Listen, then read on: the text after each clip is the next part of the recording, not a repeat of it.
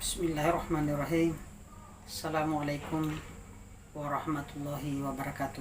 Jumpa kembali dengan saya Alia Rashid, SAG MPDI, guru mata pelajaran Pendidikan Agama Islam dan Budi Pekerti.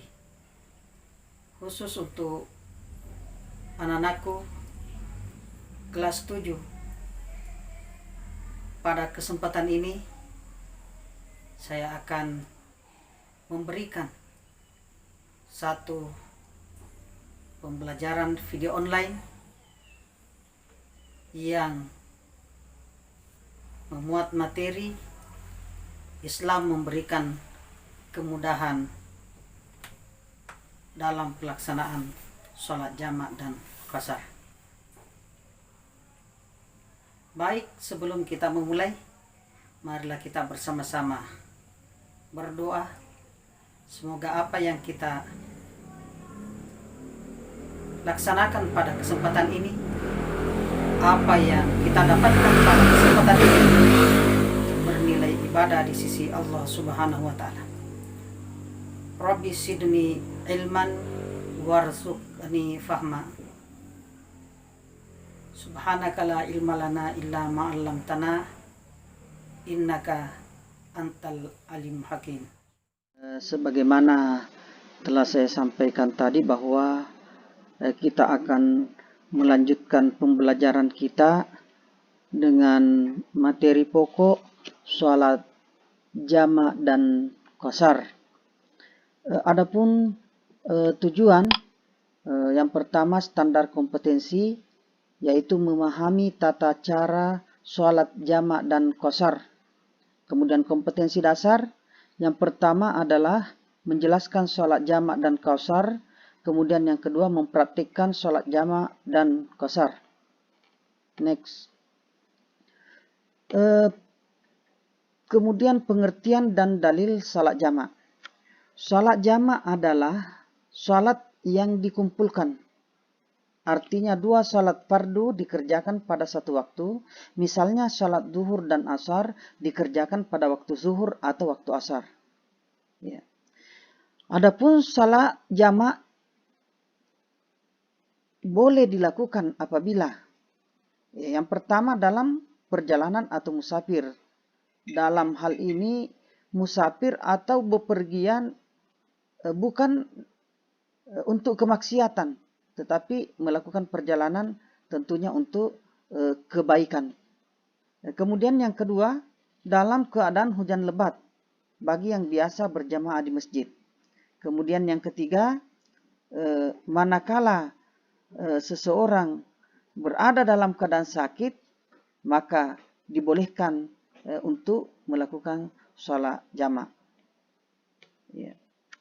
Adapun dalil sholat jamak, yang dimaksud dengan dalil adalah dasar yang menjadi pijakan untuk melakukan sesuatu, baik bersumber dari Al-Quran maupun hadis. Nah, ini dari hadis. Dari Anas, ia berkata, Rasulullah SAW apabila berangkat dalam perjalanan sebelum tergelincir matahari, maka beliau takhirkan salat zuhur ke waktu asar. Kemudian beliau turun, berhenti untuk menjamak keduanya. Nah, jika matahari telah tergelincir sebelum beliau berangkat, maka beliau salat zuhur dahulu, kemudian baru beliau naik kendaraan. Hadis riwayat Bukhari dan Muslim. Kemudian yang selanjutnya adalah salat jamak takdim. Salat jamak takdim adalah dua salat fardu yang dikerjakan dalam satu waktu yang pertama. Misalnya salat maghrib dan isya dikerjakan pada waktu maghrib. Ya. Syarat jamak takdim. Jadi ini yang menjadi persyaratan dilaksanakannya salat jamak takdim. Yang pertama, mendahulukan salat pertama. Kemudian salat yang kedua. Kemudian tentu ada niat jamak pada waktu mengerjakan salat yang pertama. Ya, kemudian berturut-turut antara salat yang pertama dan yang kedua. Artinya pada saat selesai mengerjakan salat yang pertama, tidak ada kegiatan yang mengantarai antara salat yang pertama dengan salat yang kedua. Cara mengerjakan salat jamak takdim, ya contohnya, apabila seseorang hendak mengerjakan salat takdim zuhur dan asar, maka terlebih dahulu harus mengerjakan salat zuhur pada waktu zuhur dengan niat jamak takdim. Setelah itu baru mengerjakan salat asar. Demikian juga jika hendak mengerjakan salat jamak takdim, maghrib dan isya, maka harus mengerjakan salat maghrib terlebih dahulu, kemudian dilanjutkan dengan salat isya. Sekarang kita pindah kepada pembahasan yang ketiga, yaitu salat jamak takhir. Jamak takhir adalah dua salat fardu yang dikerjakan pada waktu salat yang kedua. Ya, jadi dilaksanakan pada waktu salat yang kedua. Misalnya salat zuhur dan salat asar, ini dikerjakan pada waktu salat asar. Adapun cara mengerjakan salat jamak takhir sama dengan mengerjakan salat jamak takdim. Perbedaannya hanya terletak pada waktunya. Apabila mengerjakan jamak takhir salat zuhur dan asar, maka dikerjakan pada waktu asar. Sedangkan jika akan mengerjakan jamak takhir maghrib dan isya, maka dikerjakan pada waktu salat isya.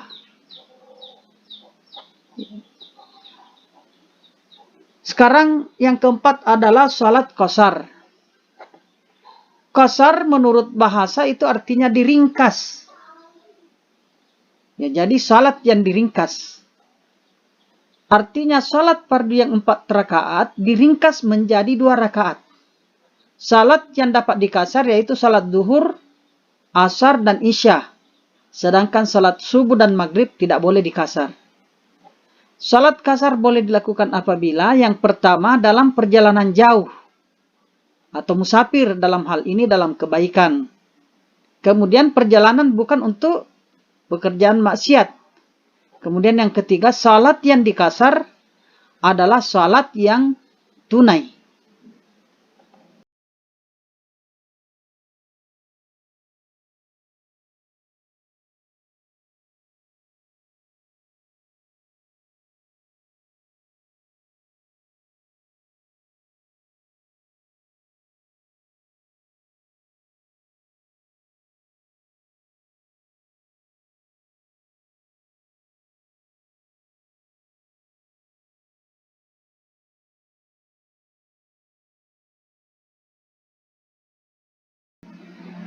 Ya, jadi artinya, apabila kamu bepergian di muka bumi, maka tidaklah mengapa kamu mengqasar salat. Jika kamu takut diserang orang-orang kafir, sesungguhnya orang-orang kafir itu adalah musuh yang nyata bagimu. Quran surah An-Nisa ayat 111. Jadi inilah dalil salat kasar. Ya, 101. Sekarang kita lanjut.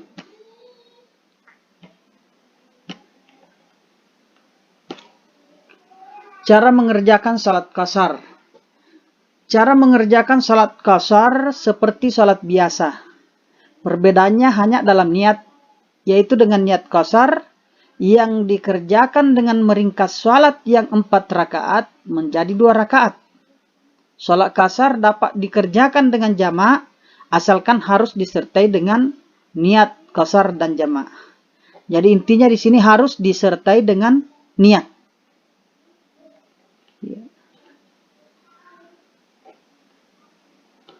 Sekarang yang kelima, salat jamak qasar. Salat jamak qasar adalah salat yang dilakukan dengan cara menggabungkan. Ya, jadi jamak qasar menggabungkan 2 waktu salat dalam 1 waktu, kemudian qasar dengan jumlah rakaat yang diringkas. Jadi selain mengumpulkan 2 salat, juga dikasar, artinya diringkas jumlah rakaatnya. Adapun cara mengerjakan salat jamak kasar, yaitu cara mengerjakan salat jamak kasar seperti salat biasa. Ya, dengan digabung dan meringkas salat yang 4 rakaat menjadi 2 rakaat, dilaksanakan dalam 1 waktu. Misalnya, salat zuhur dengan dilaksanakan sekaligus dengan waktu asar, dengan cara diringkas, yakni menjadi 2 rakaat untuk duhur dan 2 rakaat untuk asar. Artinya, setelah melaksanakan sholat zuhur 2 rakaat, maka kita salam, kemudian dilanjutkan dengan 2 rakaat sholat asar. Nah, jadi inilah cara mengerjakan sholat jamak dan qasar. Jadi selain mengumpulkan 2 sholat, apakah itu zuhur dengan asar, juga rakaatnya diringkas dari 4 rakaat menjadi 2 rakaat.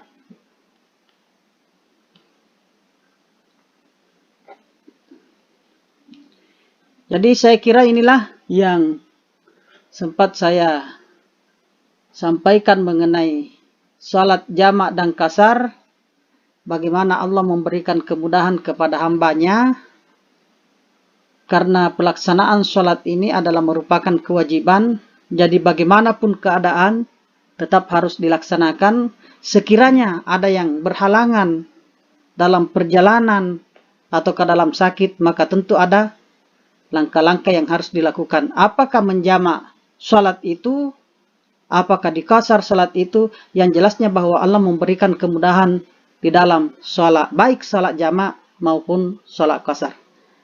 Sekira ini, terima kasih. Assalamualaikum warahmatullahi wabarakatuh.